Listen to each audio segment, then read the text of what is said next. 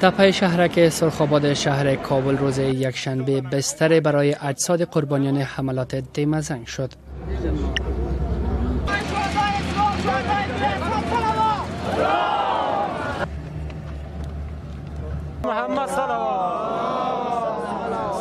نظر به گفته های اعضای جنبش روشنایی در این تپه برای بیش از 70 قربانی قبر حفر شد.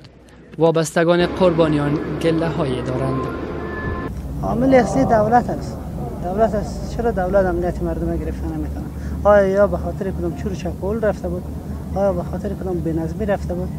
تظاهرات کرده بوده. حق هر شهروند است. حق مدنی هر شهروند است. وطن فروشان دیگه پوشیر نگره مردم از برای خدا یا مردم به قتل کرد که مردم درباد کرد یا خدا یاره بزنه خدا در کمر از یا بزنه یاره.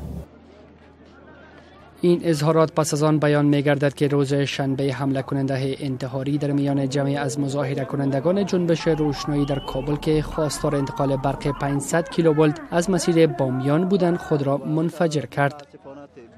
از سوی دیگر خانواده های در انتظار درمان زخمی هایشان هستند. زخمی های رویداد روز شنبه چنین قصه های دارند. ما بودم خانم بود یک بچه 10 ساله بود در می جنبش شرکت کردیم. خانم زخمی است بچه ما لطف خدا خوب است. قسمت بغل است. از ما زخمش یک ذره عمیق‌تر است.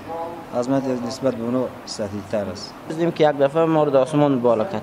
یک صدای خیلی قوی ما متوجه شدیم تا جایی که یاد ماند ما دبن آتش دود آسمان بدیم. بعد کم کم پایین آمدیم.